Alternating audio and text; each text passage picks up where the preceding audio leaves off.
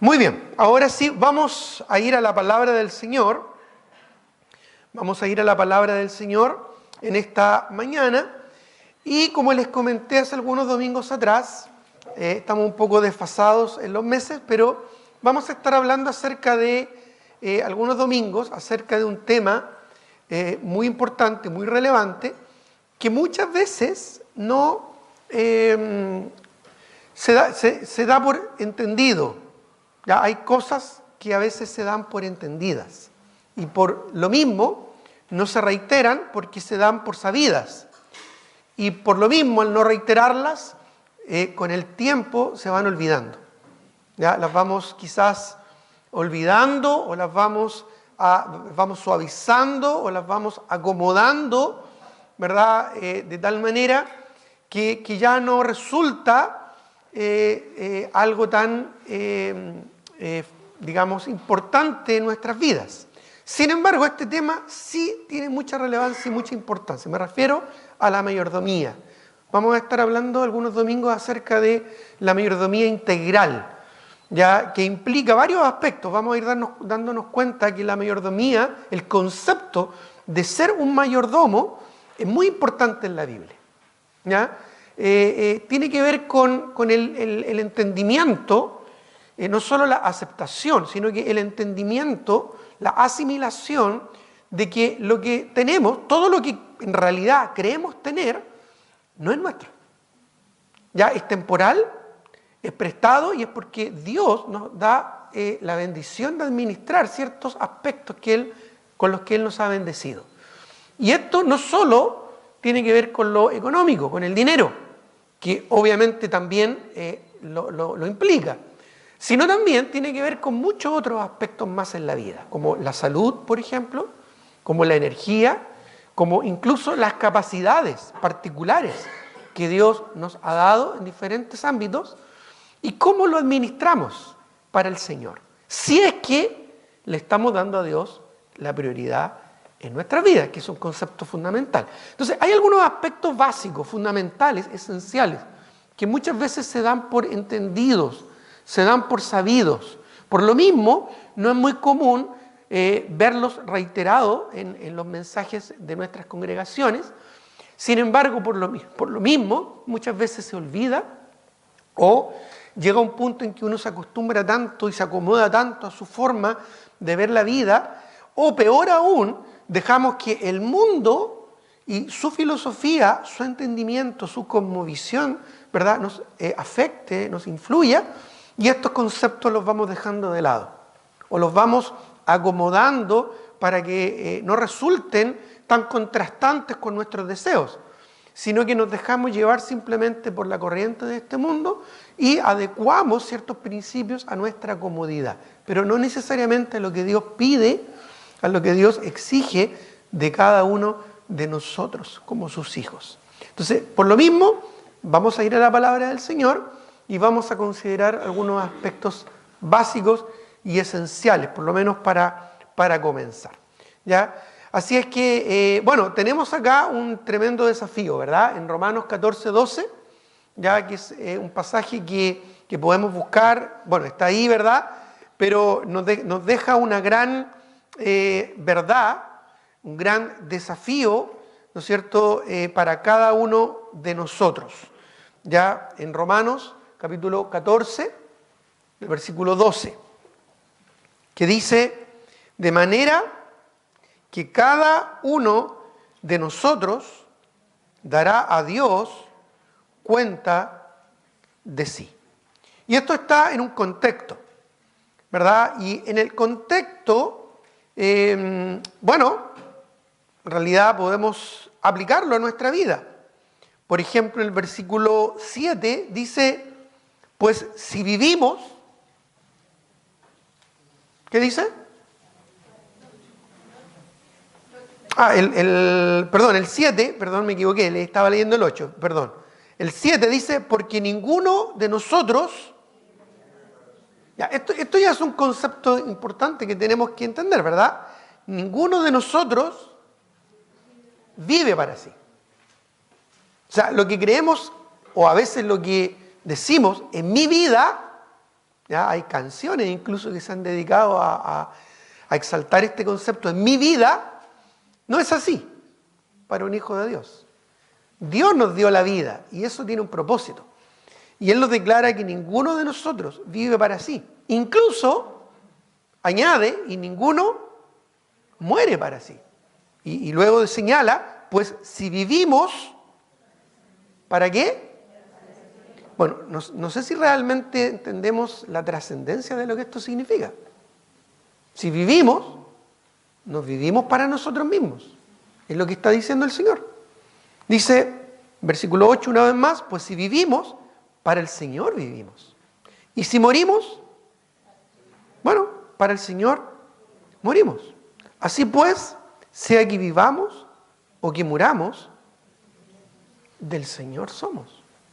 Ahora, esto nos debe hacer reflexionar, ¿realmente estoy viviendo para el Señor? Ya, y ese es un concepto importante y base que nos va a dar el impulso, ¿verdad? Nos va a catapultar hacia profundizar un poquito más en este tema de la mayordomía. ¿Ya? ¿Realmente estamos viviendo para el Señor? Lo que el Señor nos da, la vida, la salvación, aún incluso nuestro destino, como el día de mañana todos vamos a morir, o quizás vamos a recibir al Señor en los aires, en el rapto, pero eventualmente vamos a dejar este mundo.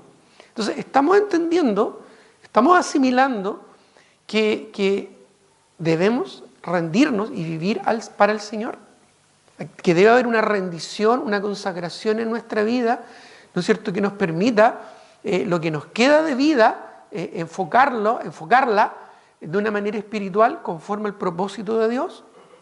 Ninguno de nosotros, dice, vive para sí y ninguno muere para sí. Pues si vivimos, para el Señor vivimos, y si morimos, para el Señor morimos. Así pues, sea que vivamos o que muramos, del Señor somos. Porque Cristo para esto murió y resucitó. Dice, y volvió a vivir para ser Señor así de los muertos como de los que viven. Muchas veces pensamos en la resurrección en términos de que Cristo murió y resucitó solo para salvarnos de nuestros pecados, para que tú y yo podamos ser hijos de Él. Pero esto es más profundo que eso. El Señor murió y resucitó para ser el Señor de tu vida. Y el Señor implica dominio, asimismo implica control, y luego también implica la prerrogativa de la dirección, de dirigir nuestra vida conforme a sus propósitos. Luego el versículo 10, ¿no es cierto?, nos contrasta de que no miremos para el lado, porque generalmente cuando hablamos de este tema, inmediatamente estamos pensando en otros. ¿Te has fijado que algunas veces se nos ha pasado por la mente en algún mensaje, en alguna palabra, ¿verdad?, certera y bien enfocada en un tema, y decimos, uy, qué pena que no vino el hermano porque le habría sido muy bueno. Qué pena que no vino mi esposa porque habría sido bueno escuchar esto. O qué malo que no vino mi esposo porque le habría llevado muy bien este... No, tenemos esa tendencia natural, ¿verdad? Desde Edén tenemos esa tendencia. Ya, la mujer que me diste, dijo Adán, ¿verdad? La serpiente me engañó, dijo Eva. Bueno, siempre estamos derivando responsabilidad. No, dice aquí, verso 10, pero tú, ¿por qué juzgas a tu hermano? O también, ¿por qué menosprecias a tu hermano? ¿Ya? Es decir, tenemos que mirarnos a nosotros mismos, evaluarnos a nosotros mismos. Y luego añade, porque todos compareceremos ante el tribunal de Cristo. Esto no es el juicio del gran trono blanco. Este es un juicio, no para salvación, sí para lo que hemos hecho en esta vida en cuanto a obras, para los creyentes. El juicio del trono blanco es para los incrédulos, que van a ser condenados al lago de fuego. Pero, como dice acá, ¿verdad? En el versículo 10, el tribunal de Cristo es para los hijos de Dios, los que ya hemos sido redimidos por la sangre de Cristo. Luego añade el versículo 11, porque escrito está, vivo yo, dice el Señor, que ante mí se doblará toda rodilla y toda lengua confesará a Dios. Y esto incluye tanto a los creyentes, de los que está hablando aquí, como a los incrédulos. Todos algún día vamos a rendir cuenta ante el Señor. Solo que los incrédulos van al ver a Dios, al ver al Señor ante sí, van a arrodillarse, ¿verdad? Y van a presentarse ante Cristo como su juez. Nosotros, los hijos del Señor, también vamos a caer de rodillas en adoración. Pero ahí nosotros le vamos a alabar como nuestro Señor y Salvador. Ya, esa es la diferencia. Sin embargo, todos, creyentes o incrédulos, vamos a presentarnos finalmente ante el Señor. Vamos a tener que estar frente a nuestro Creador. Y luego, en ese contexto, encontramos este pasaje. De manera, en conclusión, ¿verdad?, con un claro entendimiento de todo esto, que cada uno de nosotros, es decir, tú, yo, todos los que estamos acá en forma personal e individual, cada uno de nosotros, no dice todos nosotros, dice claramente, cada uno de nosotros. Es decir, en forma personal, Dios te va, cuando estés frente al Señor, ya Dios te va a pedir cuentas. Eso es lo que dice.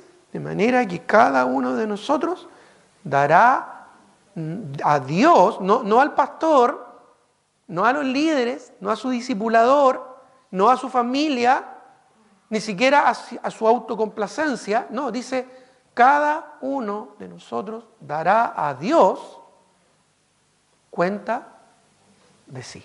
No cuenta de su cónyuge. No vamos a poder echarle la culpa, ¿verdad? No, es que mi esposa, es que mi esposo, es que mis hijos, es que mis papás. No. Dará a Dios cuenta de sí. Ese es el punto que se menciona aquí, ¿verdad? Cada uno de nosotros dará a Dios cuenta de sí. Por eso es que después exhorta a que no tenemos que juzgarnos unos a otros, ni condenarnos unos a otros, ¿verdad?, sino más bien amarnos y servirnos por amor los unos a los otros. Pero este concepto base ya nos lleva a considerar algunos principios fundamentales. ¿Ya? Y eso que quisiera desarrollar esta mañana. Vamos a ver 7 principios básicos de mayordomía que nunca, pero nunca debemos olvidar. Y que es importante que al reiterarlos podamos, ¿no es cierto?, no solo internalizarlo, sino hacerlo patente en nuestra vida. ¿Ya? Es decir, no solo un conocimiento latente que está ahí, sino que algo patente, algo que debemos evidenciarlo, debemos entenderlo y conscientemente aplicarlo. Es más, al hacerlo consciente, estos principios debería movernos a ajustar aspectos de nuestra vida en las cuales quizás nos hemos relajado, o en aspectos quizás en los cuales definitivamente nos hemos ido lejos, ¿verdad? Nos hemos apartado del propósito del Señor. ¿Ya? En primer lugar, número 1, si estás ahí apuntando, no sé si esta mañana alcancemos a verlos todos, pero vamos a ir avanzando en estos. En primer lugar, debemos esforzarnos siempre por tener una administración fiel y responsable. ¿Ya? Anótalo ahí. Debemos esforzarnos por tener una administración fiel y responsable. A todos nosotros Dios nos entregó muchas cosas para administrar. ¿Ya? Acompáñenme a 1 Corintios 4, un clásico pasaje que nos habla de la administración. 1 Corintios 4, 1 y 2. Si bien acá está hablando de administrar de la gracia de Dios, de los misterios de Dios y de los aspectos espirituales en la vida cristiana, también es cierto que nos presenta un principio muy básico, y es de que somos administradores. Y también nos presenta otro principio esencial. ¿Qué es lo que Dios espera de un administrador? ¿Ya? ¿Qué es lo que Dios espera de un buen administrador? Porque esto es algo por lo cual tenemos que esforzarnos permanentemente y no olvidar, en ser fieles y responsables con nuestra administración. Hoy en día, en que el mundo a nivel global cada vez está peor, más corrupto, más torcido, donde cada vez vemos, ¿verdad?, más el crecimiento de los delitos que es propio de la naturaleza humana, propio del corazón humano, ya rebelde, que se aleja de Dios. Lamentablemente, entre los creyentes, entre los hijos del Señor, muchas veces dejamos que esta influencia también llegue a nuestros corazones. Es porque no estamos entendiendo que debemos esforzarnos en ser fieles y responsables con lo que el Señor nos da. La responsabilidad implica el correcto uso de los recursos que Dios me da. En todo aspecto, no estoy hablando solamente, no me estoy circunscribiendo solo al aspecto pecuniario, al aspecto económico, al aspecto monetario, me refiero a todo aspecto. En cuanto a nuestro tiempo, en cuanto a nuestra energía, en cuanto a nuestra salud, en cuanto a nuestros dones, incluso en cuanto a nuestras emociones y nuestras relaciones. Debemos tener siempre una actitud responsable.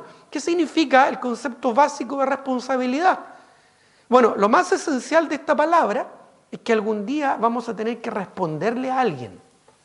De ahí viene el concepto responsabilidad. Vamos a tener que responderle a alguien lo que hemos hecho o lo que no hemos hecho e incluso la actitud con la que lo hemos hecho. Vamos a tener que responderle algunas preguntas a aquel que nos va a pedir cuentas. Aquel que es nuestro Señor Jesucristo. Él nos va a pedir cuentas, Él nos va a hacer preguntas y nosotros vamos a tener que responderles a esas preguntas. Y al responder a esas preguntas que Él nos va a hacer, que tienen que ver con la responsabilidad, con la fidelidad, con la lealtad, en ese momento vamos a estar contentos o vamos a estar avergonzados. A veces decimos que en el cielo ya no va a haber más llanto, ni lágrimas, ni dolor. Y esto es un tremendo consuelo de esperanza para los hijos de Dios. ¿No es cierto? Y es verdad. Sin embargo, si estudiamos bien a fondo, a la luz de la Escritura, ya antes de que el cielo nuevo y tierra nueva sean creados para que nosotros habitemos en la justicia del Señor, todavía, aún nosotros como creyentes, vamos a pasar un largo periodo de tiempo. Ya para nosotros los creyentes nos queda estar en la presencia del Señor mientras aquí en la tierra se desarrolle la gran tribulación. Después del arrebatamiento y del juicio, más bien del tribunal de Cristo, vamos a estar con el Señor por un tiempo. ¿Ya? 7 años, que es lo que va a durar la gran tribulación. Después de eso, vamos a venir con Cristo y vamos a reinar con Él aquí en la tierra por 1000 años, ya en cuerpos glorificados. Después de eso, viene, ¿verdad?, la última rebelión después del milenio, que es la batalla de Gog y Magog, y luego viene el juicio del gran trono blanco, donde todos los incrédulos van a ser juzgados, y el que no se haya inscrito en el libro de la vida va a ser lanzado al lago de fuego. Y luego de eso, recién, este mundo que conocemos va a ser destruido por fuego. Ya no por agua, porque Dios prometió que no lo iba a destruir por agua, así que aunque llueva mucho, en algún momento se va a acabar la lluvia, eso lo sabemos, es una promesa del Señor, pero no dijo nada acerca del fuego. Bueno, sí dijo, y dijo que la tierra va a ser destruida por fuego, Pedro lo dice, los elementos ardiendo serán quemados. Y todo lo que conocemos en este mundo, en esta tierra, va a desaparecer.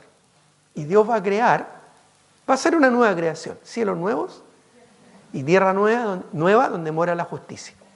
Ahí la nueva Jerusalén, que va a ser nuestra habitación celestial para los hijos de Dios, va a descender a esa tierra nueva y vamos a estar para siempre con el Señor. Ahí podemos entender, podemos, ¿verdad?, darnos cuenta que ahí se conjuga todo este tema de lo que conocemos como el cielo, donde vamos a estar en el cielo, en la gloria por la eternidad. Pero si te das cuenta, ya han pasado muchos años antes de eso. Bueno, es en el nuevo cielo y tierra nueva, donde muere la justicia, que Dios promete allá en Apocalipsis 22 que no va a haber lágrimas, ni llanto, ni dolor. Eso significa que probablemente incluso cuando estemos en la presencia del Señor, sí vamos a estar avergonzados y sí van a caer lágrimas de nuestros ojos.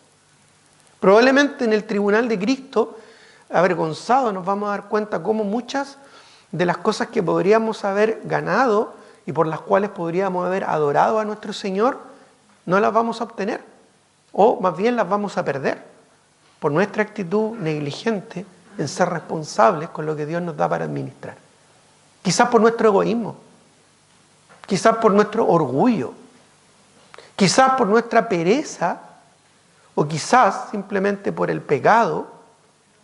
Un día, cuando tengamos que rendir cuentas ante el Señor, no vamos a estar contentos, aún estando en la presencia del Señor, aún ya no estando en esta tierra, porque vamos a rendir cuentas. Y ahí vergonzosamente nos vamos a dar cuenta de que muchas cosas no hicimos y que debíamos haber hecho.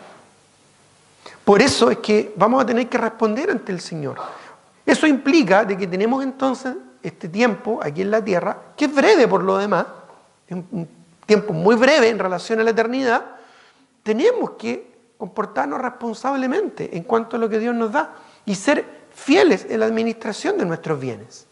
Bueno, en ese concepto Pablo dice ahí en 1 Corintios 4, versículo 1 en adelante, así pues. Bueno, ese pues siempre es importante, ¿verdad? Lo estamos viendo en el Instituto Bíblico, la importancia del contexto, ya inmediato, cercano, lejano y amplio. Ya ahí les di una pista para el control de hoy día. Dice, ese pues implica un contexto, una conclusión, ¿ya? Y esa conclusión tiene que ver con el hecho de que, por ejemplo, dice el versículo 22 del capítulo 3, sea Pablo, sea Apolo, sea Cefas, sea el mundo, sea la vida, sea la muerte, sea lo presente, sea lo porvenir, dice, todo es vuestro y vosotros de Cristo y Cristo de Dios. Pertenecemos al Señor y a un plan que Él tiene para nuestras vidas. Y como dicen los capítulos anteriores, el que siembra, el que ciega es uno, Dios es el que da el crecimiento, ¿verdad? No hay importancia de uno más que otros, porque todos vamos a rendir cuenta ante el Señor y todos estamos en la misma labor. Así pues, en conclusión a los capítulos que preceden, Pablo concluye, ¿no es cierto?, su argumento y lo transmite a los creyentes de Corinto. Téngannos los hombres, a Pablo, a Silas, a Apolos, bueno, a todos, ¿verdad? Algunos de los de Corinto se identificaban más con unos que otros, pero en realidad Pablo en su argumento establece que todos somos siervos del Señor y que por lo mismo téngannos los hombres por servidores de Cristo, por siervos del Señor. La palabra griega ahí usada es doulos y tiene que ver con esclavos de un Señor, siervos absolutamente dedicados al servicio de un Señor. Y luego añade un concepto que es el que nos interesa y que es el que vamos a ir profundizando poco a poco. Y no solo servidores, no solo doulos, no solo esclavos de un Señor, sino administradores de los misterios de Dios. Esto tiene que ver con la revelación que Dios le dio a Pablo para compartirla con otros. Ahora bien, pensando en este concepto, dice Pablo, se requiere de los administradores, y aquí cabemos todos, no solo Pablo, Silas, Cefas y los apóstoles, todos. Se requiere de los administradores que cada uno sea hallado fiel. Que cada uno de aquellos que somos parte del plan y el propósito del Señor sea hallado fiel. Hallado tiene que ver con escudriñado. ¿Ya? Es como que se hace un sumario para ver si estamos bien, estamos mal, cómo estamos usando nuestros recursos. Y Dios espera que cada uno de nosotros responsablemente sea hallado fiel. Incluso, mira lo que dice el apóstol Pablo un poco más abajo. Yo en muy poco tengo el ser juzgado por vosotros. ¿Ya? Él saca el enfoque humano, humanista, aquí, ¿verdad?, del pensamiento común de la gente, de que eventualmente tenemos que rendirnos cuentas unos a otros. Porque luego dice, yo en muy poco tengo el ser juzgado por vosotros o por tribunal humano.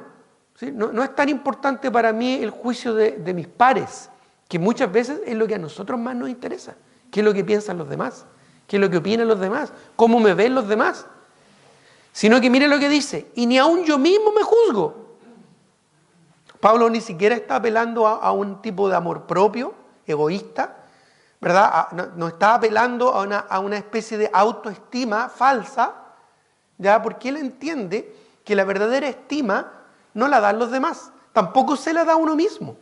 Ese es un engaño psicológico, ¿verdad?, humanista que hoy en día ha infectado el corazón de muchos jóvenes y por eso es que muchos jóvenes terminan suicidándose o yéndose a la droga o rebelándose. ¿Por qué? Porque en su egoísmo piensan que van a encontrar en la verdadera estima a sus vidas, dejando de lado que la verdadera estima de nuestras vidas solo lo vamos a encontrar en el Señor, en una relación personal con Dios. Luego dice, porque aunque de nada tengo mala conciencia, es decir, ya si voy a ser juzgado, no estoy preocupado porque lo he hecho con limpia conciencia, dice, no por eso soy justificado. Aunque yo crea que haya hecho lo correcto, eso no me justifica. Como dice el libro de Proverbios, ¿verdad? No debemos creernos sabios en nuestra propia opinión. No, si yo estoy bien, lo estoy haciendo bien. Puede que nosotros nos autoconvenzamos de que así es. No, yo estoy bien. Pero eso no nos justifica. Eso no significa absolutamente nada. Porque mire lo que dice. Pero el que me juzga es, ¿quién? El Señor. El que me juzga es el Señor. Dios nos va a juzgar. Y muchas veces escucho a creyentes decir, no, si el creyente ya no va a estar sujeto a juicio. Aquí no dice eso. Dios nos va a juzgar. Ahora, obviamente, el tema de nuestra salvación ya está resuelto. Eso no está en cuestionamiento. Ya vamos a ir a la presencia del Señor por gracia, porque hemos puesto nuestra fe en Cristo Jesús. La salvación es segura. Pero, dejando de lado el tema de la salvación, todo lo demás que hayamos vivido en este mundo, en esta vida, vamos a ser juzgados.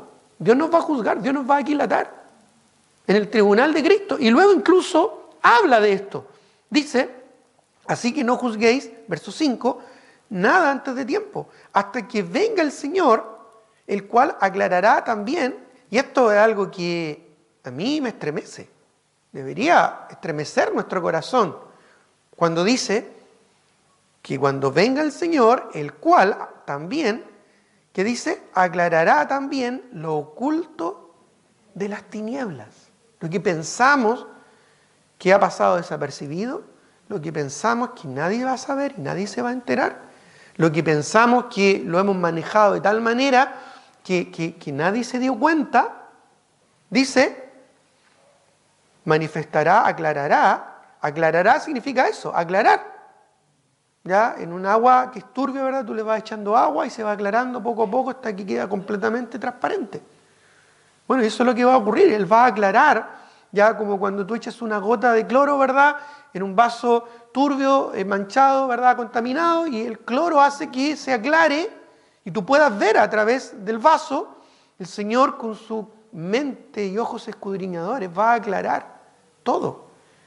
Lo que está oculto, lo que está escondido, lo que está oscuro, se va a aclarar y mira y añade y manifestará. Y esto ya no solo me hace estremecer, sino que me hace temer. Sí, me da temor porque incluso el Señor va a mostrar, manifestar, hacer notorio, hacer visible, ¿ya? Eso significa manifestar las intenciones de los corazones. La intención que hay en nuestros corazones. El por qué, no solo lo que hacemos, sino el por qué lo hacemos. Esto es impresionante. Porque no es solo lo que hemos hecho, bueno o malo, porque por ahí podemos pensar de que se va a manifestar lo malo que hemos hecho y la intención maliciosa de nuestro corazón de por qué lo hicimos. Pero eso no se limita solo a lo malo. Es posible que hayamos hecho buenas cosas, pero no con la intención correcta. Y esto es algo que tenemos que asimilar y que no tenemos que olvidar porque se nos olvida muy rápido. No, ¿para qué poner tanto color? Démosle nomás. La vida cristiana pare de sufrir, ¿no es cierto? Puro gozar y disfrutar de las bendiciones del Señor. Y no olvidamos, hermanos, como hijos de Dios, que vamos a rendir cuentas de nuestra responsabilidad, de lo que el Señor nos dio. Seamos jóvenes, seamos adultos, mayores, todos nosotros vamos a dar cuenta. Y entonces dice, cada uno recibirá su alabanza de Dios. Espero que sea así, ¿verdad? Eso es lo que Dios quiere. Alabarnos por lo que hicimos en esta tierra, que Él nos pueda mirar a los ojos, ¿verdad? Con sus ojos escudriñadores, que ante su presencia Él nos pueda decir, bien buen siervo fiel. En lo poco has sido fiel, en lo mucho te pondré. Pero esto, hermanos, debería hacernos temer. ¿Ya? Esto debería hacernos pensar. Esto debería hacernos reflexionar. ¿Estamos siendo fieles y responsables con lo que el Señor nos da? ¿Con nuestro tiempo? ¿Con nuestros recursos? ¿Con nuestras actitudes en la vida? ¿Con qué actitudes estoy haciendo las cosas? ¿Mi actitud es la correcta? ¿Sirvo al Señor con gozo o con pesar? ¿Sirvo al Señor con alegría o por compromiso? ¿Estoy aquí en la casa del Señor porque quiero estar o porque me obligan a estar o me obligo a mí mismo a estar? ¿Leo la palabra del Señor realmente con un corazón ansioso para conocer la voluntad del Señor? ¿O lo hago en forma impuesta o peor aún, ni siquiera lo estoy haciendo? ¿Realmente soy consciente de esto? De que algún día cada uno de nosotros que yo voy a rendir cuenta ante el Señor, como vemos acá, cada uno dará a Dios cuenta de sí. Eso no está en el contexto de incrédulos, hermanos, eso está en el contexto de creyentes. Eso no es que está diciendo que algún día todos van a rendir cuenta y los malos van a ser destruidos. No, eso tiene que ver con hijos de Dios, ya lo vimos, en su debido contexto.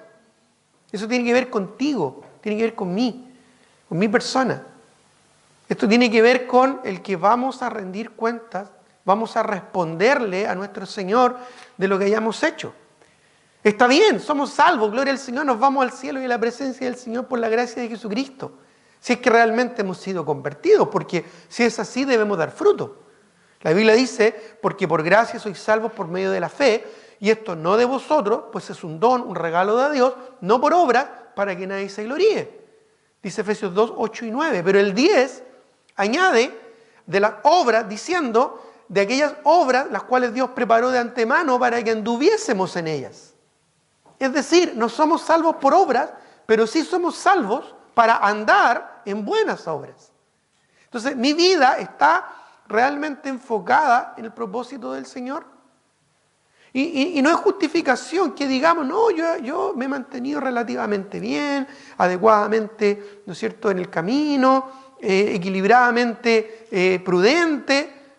No, hermanos, porque hay cosas que Dios nos pide, cosas que Dios nos exige, siempre más para su gloria, que muchas veces por nuestra pereza, por nuestro egoísmo, por nuestra desidia espiritual, no estamos asumiendo, no estamos creciendo, no estamos madurando. El creyente que no crece espiritualmente está ofendiendo a un Dios santo que lo salvó. El creyente que no madura, el creyente, ¿verdad?, que tiene este síndrome de Peter Pan de quedarse en su inmadurez espiritual para siempre, joven por siempre, ¿verdad? Forever young, ¿verdad? Ese creyente no entiende que algún día va a tener que rendir cuenta y Dios, mirándole a la cara, le va a decir, ¿por qué no creciste? ¿Por qué no maduraste? ¿Por qué no diste pasos de fe? ¿Por qué no tomaste decisiones espirituales? ¿Por qué no dejaste esto que te ataba y te impedía crecer espiritualmente? Deja las cosas de niño. Abandona las cosas que te atan a la inmadurez espiritual y avanza espiritualmente. ¿Por qué siempre luchando con ese pecado regalón? ¿Por qué siempre dando vueltas en la misma actitud? ¿Por qué siempre insistiendo, verdad, en mantenerte en el mismo status quo y en tu misma comodidad egoísta y pretenciosa? Avanza, crece, madura, ¿verdad? Tenemos este hermoso corito que a veces hemos cantado, es tiempo de madurar, ¿verdad? Es tiempo de madurar, hay que crecer, hay que avanzar y llegar a ser conforme a la imagen de Cristo. Y ese es un proceso, aún de eso Dios nos va a pedir cuentas. Entonces necesitamos comprometernos más con la obra del Señor, con la iglesia. El creyente, ¿verdad?, que aparece solo los domingos, ¿ya?, y que no toma en serio el congregarse durante la semana. El creyente que se congrega, pero no se compromete más allá con la obra, con la iglesia, para ser usado, para ser un siervo, para ser una sierva del Señor. ¿Qué está haciendo? Está perdiendo su vida. Está perdiendo lo más maravilloso que tenemos en un corto tiempo de vida, que es servir al Señor. Algún día Dios nos va a pedir cuenta de cómo hemos servido para Él. ¿Y en qué hemos servido? Y vamos a sacar cuentas que hemos pasado más tiempo, ¿verdad?, con nuestras preocupaciones temporales. Hemos pasado más tiempo en las redes sociales, o hemos pasado más tiempo en las amistades mundanas, o hemos pasado más tiempo en las amistades que no edifican que con el Señor. Y no es excusa, hermanos. El mismo Señor es el que nos llama a seguirle y a servirle. Él nos dice, ¿verdad?, que si uno viene en pos de Él, debe negarse a sí mismo, tomar su cruz y seguirlo. Eso fue algo que vimos, ¿verdad?, que fuimos enseñados este jueves. Pero quizás no viniste este jueves porque estaba lloviendo, porque hacía frío, qué sé yo. Bueno, vas a rendir cuenta de eso. Sí, hermano, vamos a rendir cuenta ante el Señor de todo lo que hemos hecho y de todo lo que no hemos hecho también. Y eso nos compete a todos nosotros, a cada uno de nosotros. Yo voy a rendir cuentas. Si he predicado conforme a la palabra del Señor, o lo he hecho simplemente en la carne, o lo he hecho simplemente en mi propia fuerza, o no he predicado lo que Dios quería que predicara. Eso debería hacernos temer. Eso debería hacernos temblar. Estamos en un mundo por un periodo de tiempo limitado, y todo lo que hagamos, o lo que no hagamos, va a ser objeto del ¿cómo se dice? Escrutinio, ahí, gracias hermana, escrutinio de Dios. ¿Ya? Se me van de repente algunas palabras, pero no tenéis que rendir cuenta de eso al Señor. Se van algunas veces algunas palabras. Escrutinio de Dios. Pero es así, hermano, porque vivimos y morimos para el Señor. Entonces, por eso digo, son conceptos bien fundamentales, bien básicos, pero de verdad que en el día a día, en el cotidiano se nos olvida. En el tiempo como que perdemos la perspectiva. ¿Ya? Es como en los trabajos. ¿Te has fijado que en los trabajos la gente llega a un trabajo ya y como dice el dicho, toda escoba nueva barra bien? Y al principio funciona re bien el trabajador, pero después de un tiempo se empieza a acomodar, empieza a agarrar las mañas de sus compañeros, ¿verdad? A perder tiempo, ya se acomoda en su escritorio, ya se acomoda en su labor, en su rol, y ya es el mínimo esfuerzo, ya no es como al principio después de un tiempo. Ya no pone su máximo empeño, ¿verdad? Si hay algo que otro lo puede hacer, que lo haga. Ya no es, no, yo lo hago, no hay problema. No, ya si alguien más lo puede hacer, si le puedo pasar ese cachito a otra persona, mejor. ¿Te fijas o no? En los trabajos es así. Y sobre todo aquellos que llevan muchos años trabajando en la misma labor, es común. Ya yo llevo, ¿cuánto? Más de 30 años en el pastorado. Entonces, yo lucho muchas veces con el hecho de que no se transforme por la cantidad de tiempo en una rutina o en algo que quizás no debería ser provechoso. Entonces, a mí esto me hace temer ante el Señor. Un día el Señor me va a pedir cuenta. Bueno, pasaste 30 años pastoreando, ¿qué hiciste? Entonces ahí como que me viene, ¿verdad?, un estertor espiritual y digo, no, tengo que hacer más. ¿Ya? Y ahí los hermanos cuando yo me paseo les da miedo porque algo se le va a ocurrir al pastor. Algo nuevo va a inventar, ¿ya?, para sacarnos del status quo, ¿ya?, movernos un poquito. ¿Ya? Algún proyecto, algún viaje, alguna idea. Bueno, es porque no tenemos que dejarnos estar. Tenemos que entender que algún día todos vamos a rendir cuenta ante el Señor. Tenemos que darnos cuenta, tenemos que asimilar y vivir día a día sabiendo esto, que en cualquier momento el Señor viene y ya no voy a tener tiempo para arreglar lo que ya no hice. Si tú eres estudiante y te toca un certamen, un examen, un control, ¿verdad?, y llegas sin prepararte, no sirve calentar la prueba, como antiguamente se usaba ese concepto, calentar la prueba, ya que era como a última hora. No, ya lo que no te entró en la cabeza ya no te entró porque no tuviste la disciplina de hacerlo sistemática y regularmente. Entonces, cuando venga el Señor, y puede venir en cualquier momento, en cualquier instante, ¿qué vamos a hacer? No, pues hermano, ahora estamos aquí. Ahora es tiempo de tomar decisiones espirituales, de evaluar nuestra vida. ¿Qué hemos hecho con nuestra vida espiritual? ¿Cuántos años llevas en el Señor? Y por favor, no te excuses en otros, no te excuses en tus hijos, no te excuses en tus padres, en tu marido, en tu esposa. No te excuses en nadie más, porque son excusas. Son excusas.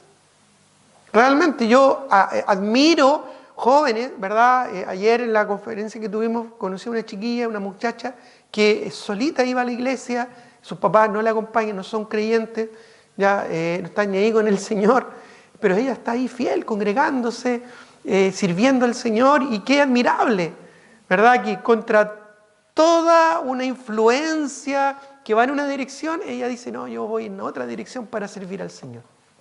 Y ya llevaba como un año ya congregándose, sirviendo al Señor allá en esta iglesia que nació incluso de nuestra misma iglesia. Entonces yo veo eso como un fruto multiplicado del amor y la gloria del Señor. Ya una joven, la mayoría no le conocemos porque no evita allá, pero que está sirviendo al Señor a pesar de que toda su familia no lo hace. Entonces eso es admirable. Es admirable. Ya yo conozco creyentes que su cónyuge no son cristianos y están sirviendo al Señor y a pesar de dificultad están ahí perseverando y orando por la salvación de su cónyuge. O padres, ¿verdad?, que con gran cantidad de problemas y situaciones complejas en el hogar y con hijos, aún están ahí al pie del cañón sirviendo al Señor, sirviendo a Dios con gozo y aprovechando oportunidades para servir a Dios. Me impresiona ver matrimonios en nuestra iglesia, ya como Pamela, Felipe, ¿verdad?, con sus hijos sirviendo al Señor y no faltando a ninguna reunión, participando en todos los ministerios, sirviendo de una manera increíble, aún con todas las dificultades que tienen, que tuvieron con la Verito, ¿verdad?, la crianza de la Elenita, ahora con el Simón. Es impresionante eso, se puede. Y nos va a hacer quedar chicos cuando algún día estemos ante la presencia del Señor. Entonces, no va a haber excusas. No, es que mi salud es, ¿sabes, hermano? Yo conozco personas con muchos problemas de salud, complejos problemas de salud, más de los que cualquiera que estamos acá tenemos, y están sirviendo al Señor. Están con gozo sirviendo al Señor. Hace poco estuvimos alojando con unos pastores, con un pastor, amigo, ya algunos le conocen, que por un accidente en su trabajo, una poca cosa, le explotó una bomba, ya, desactivando una bomba en la área militar, una mina antitanque, ya perdió su brazo, perdió varios dedos de la mano del otro brazo, tiene todavía esquirlas en su cuerpo y tiene muchos problemas, no solo físicos externos, sino internos de salud, pero ahí está el hermano sirviendo al Señor por años, pastoreando una iglesia, junto con su hijo. Entonces, no hay excusa, hermano. Ni la enfermedad, ni que tu familia no te acompañe, ni la precariedad económica. Conozco siervos del Señor que tienen mucho menos recursos de los que estamos acá, cualquiera de nosotros pueda tener, y están sirviendo al Señor con gozo, y con fidelidad, y con responsabilidad. Entonces, no hay excusa. ¿Qué vamos a llegar a decirle al Señor? No, pero es que hizo frío, es que hizo calor, es que esto y lo otro. Es que, es inevitable recordar, ¿verdad? Ya vienen los recuerdos, ¿verdad? Cuando antiguamente habían de ese tipo de, a raíz de los temporales que hubieron hace poco, ya antiguamente habían temporales, buenos temporales. Yo me acuerdo ahí caminando por Uno Norte con el agua hasta la cintura, ya, o cruzando ahí el puente Ocoa, que ya ni existe porque se lo llevó en algún momento, ¿verdad?, el estero. Ya cruzando ahí agarrado de los fierros para ir a la iglesia con el viento que te botaba, de esos temporales a la antigua, ¿ya? Como más o menos fue ahora un poquito, pero un poquito nomás. Y ahora fue un poquito, ¿no? Ya, antiguamente sí que habían temporales buenos. Y aún así, yendo a la casa del Señor y todos mojados, ¿ya? Me acuerdo ahí varios recuerdos que tengo de cuando la iglesia estaba ahí en la Plaza Miraflores, que varias veces se inundó. Pero ahí estábamos, sirviendo al Señor con mi mamá, porque vale la pena. Entonces, no hay excusa, hermano. ¿Qué le vamos a decir al Señor? ¿Qué le vamos a decir? ¿Que llovió mucho? ¿Que hizo calor? ¿Que hizo frío? ¿Que no hay locomoción? ¿Que no hay transporte? Ya, cuando fuimos con algunos hermanos allá a Nueva York del Tigre, nos impresionábamos de cómo gente viajaba 2 días en canoa para llegar a escuchar un mensaje. Y nos quejamos a veces que el taco es horrible, ya, o que es muy lejos. Ya hay hermanos acá que vienen de bastante lejos a escuchar la palabra del Señor y, bueno, aquí están. Y nosotros que a veces vivimos los más cerca somos los que llegamos más tarde o somos los que simplemente más nos cuesta llegar. Bueno, ¿qué excusa le vamos a dar al Señor? ¿Te fijas? Entonces, es un concepto básico, muy, muy básico, muy esencial. Todos nosotros algún día vamos a dar cuenta ante el Señor. ¿Qué le vamos a decir? ¿Con qué lo vamos a convencer al Señor? Como para que el Señor nos diga, ya, no, si está bien, ya, te la dejo pasar. Yo en lo personal, esto me produce temor de Dios. Realmente me estremece y me hace pensar y meditar en realidad si creo estar sirviendo al Señor con fidelidad y con gozo y con responsabilidad. No estoy haciendo mucho. Tengo que hacer más por el Señor. Por último, por gratitud. por gratitud, si pensemos todo lo que Él hizo por nosotros. Entonces todo eso debe hacernos reflexionar. ¿Ya? Primera de Crónicas 29-24, pasaje también muy conocido, muy citado. Primera de Crónicas 29-24, busquémoslo.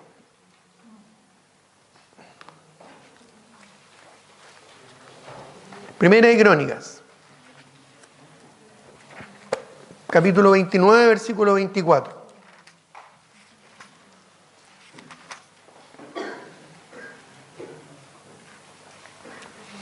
Bueno, poco antes,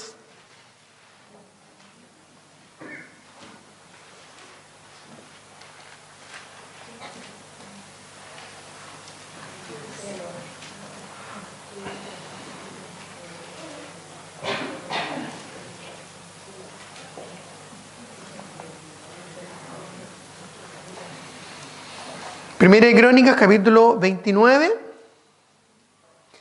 y es el versículo 14. Yo aquí lo anoté mal, no es el 24, es el 14. Disculpen, hermanos.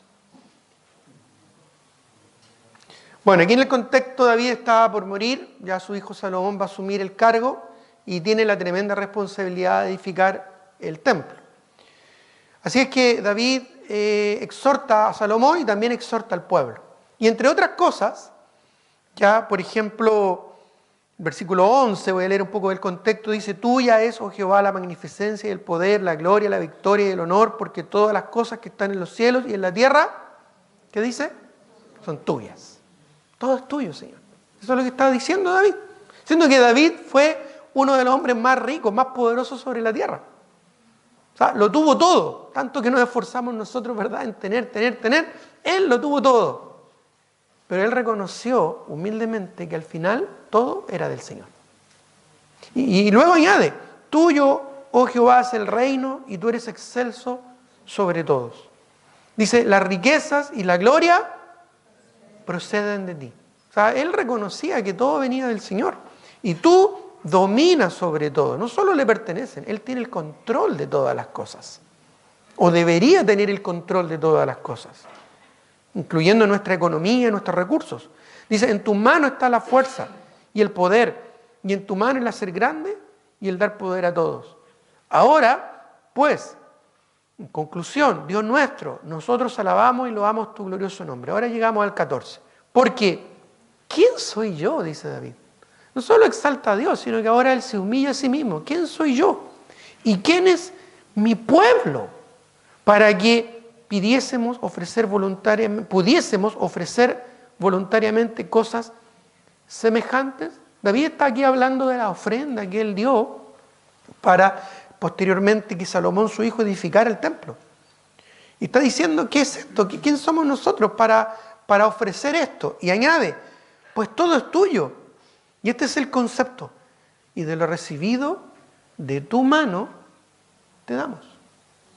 Todo lo que tenemos, nuestro dinero, nuestras posesiones, nuestro tiempo, todo lo que tenemos, hermano, nuestra salud, nuestras habilidades, nuestros padres, nuestros hijos, todo lo que tenemos es porque Dios nos lo da. Si no fuera por el Señor no tendríamos nada, ni siquiera existiríamos. Todo es de Él. Y cuando nosotros, por gratitud, le damos algo al Señor, o creemos que le estamos dando algo al Señor, en realidad no se lo estamos dando. ¿Qué estamos haciendo? Se lo estamos devolviendo nomás. Si es de Él. Y si no fuera por Él, no tendríamos nada. Entonces, este concepto que es tan básico, que es tan esencial, que es tan fundamental, no se nos tiene que olvidar. ¿Y sabes por qué no se nos tiene que olvidar y tiene que ser muy presente hoy en día más que nunca en nuestro corazón? ¿Sabes por qué? Porque algún día cada uno de nosotros va a dar Dios cuenta de sí. Tengamos un momento de oración.